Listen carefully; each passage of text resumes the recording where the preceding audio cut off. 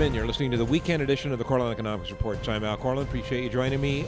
Virtually our entire show, take out the word virtually, our entire show this week is originating from the Cambridge House Investment Conference in Vancouver, British Columbia, opening the show with Frank Holmes.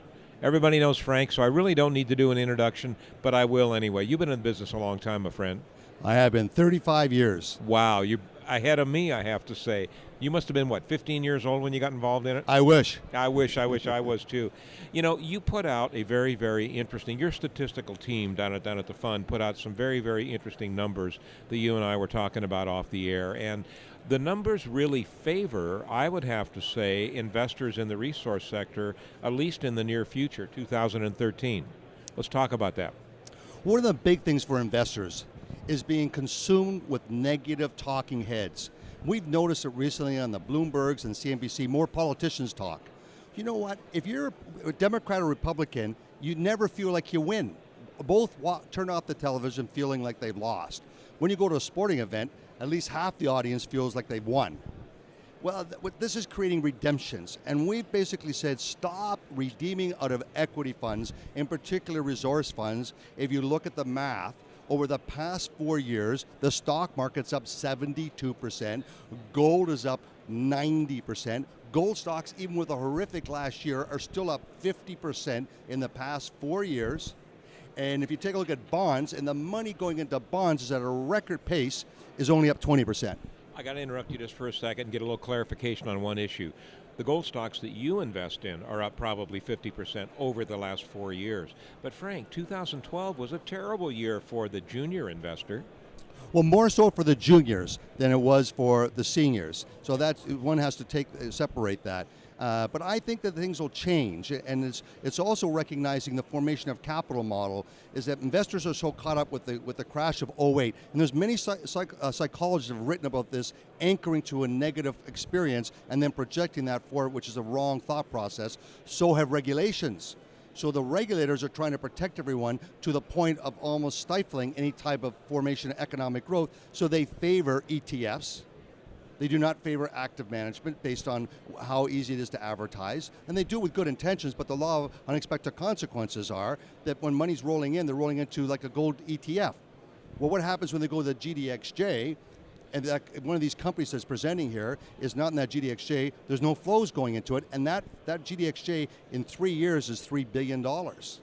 I mean, it's unbelievable how much money. No, that's a huge amount of money. I was chatting with a colleague earlier this morning, and they were talking about the amount of money that's going into ETFs. Well, people who invest in precious metal ETFs, okay, that money is coming directly out of the resource sector that we're in terms of the companies. And so therefore, these junior mining companies don't have 3 strikes and you're out. If they don't hit a home run, and especially if they don't get on first base, they're done. They're done.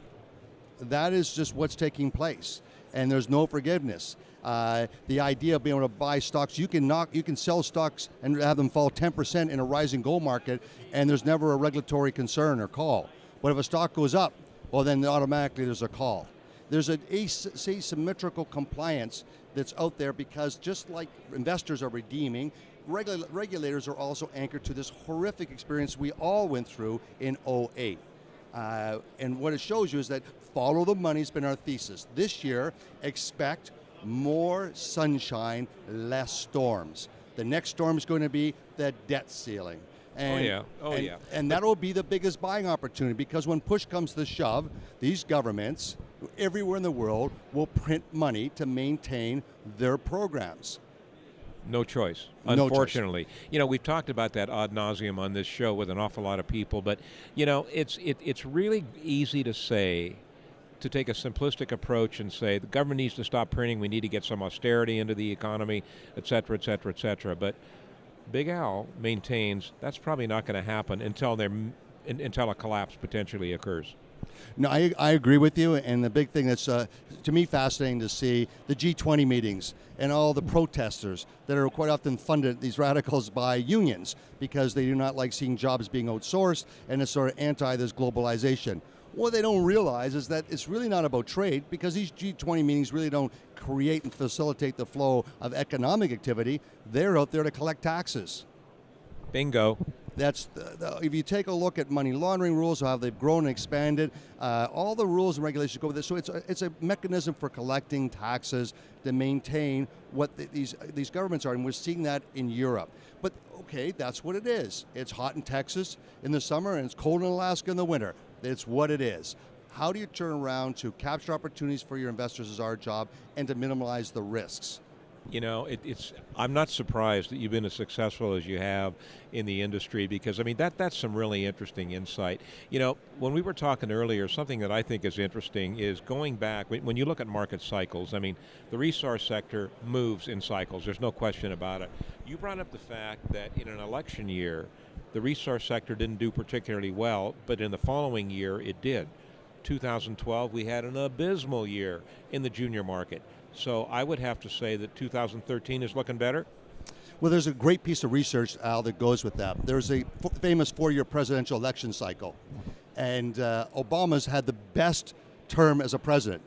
You may not think so because the rhetoric attacking the rich, and that's like basically attacking success, and I don't like it either.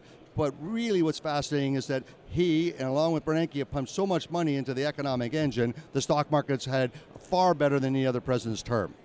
So it's unimportant to look at a 4-year cycle, and then it's important to look at a 1-year cycle for commodities. There's a seasonal pattern, and gold historically rallies going up to Chinese New Year, goes through a correction, and then has a big, big bottom and a huge run from August lows, except for an election year. Okay, but here's an interesting question. Now, when President Obama assumed the office in February of 2009, the stock market was down about 42%. So the first 42% of this quote-unquote miraculous recovery was just digging ourselves out of the hole. Now, having said that, we're still looking at about a 16% increase during his initial term. And that's, I think that's an interesting point to make to the naysayers about saying that he's bad for business, he's bad for the not the well, I don't think he's good for the economy, because I'm a real capitalist personally. We could go on and on about that.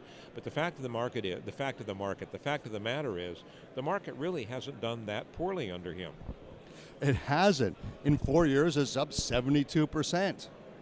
That's pretty astounding. And gold, on a regular basis, when I go on television, they want to attack on gold, and gold's up, bullion is up almost 90%. Now, the gold stocks have lagged this cycle, and there's other fundamental reasons for that. But what's important for your listeners is that since 1984, in the year of a presidential election battle, it doesn't matter who's fighting and who wins, is gold stocks are down that year.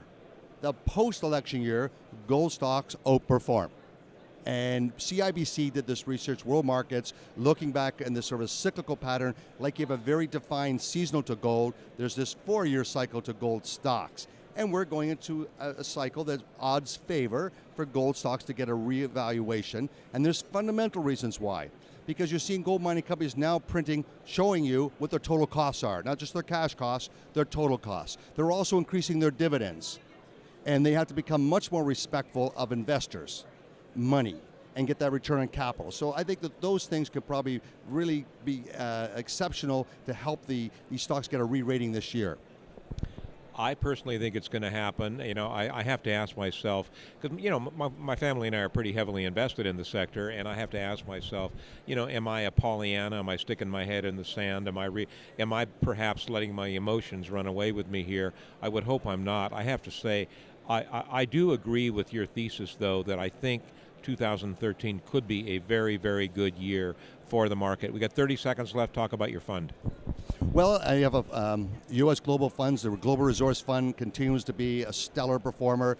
What we did was that interesting research is that the S&P is making all-time highs.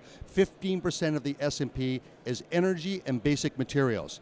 The average mutual fund investor has only 2% weighting in basic materials and energy. Way underloved, way underappreciated, and emerging markets are turning, they're booming, and the import of oil, all these factors bode very well for resources.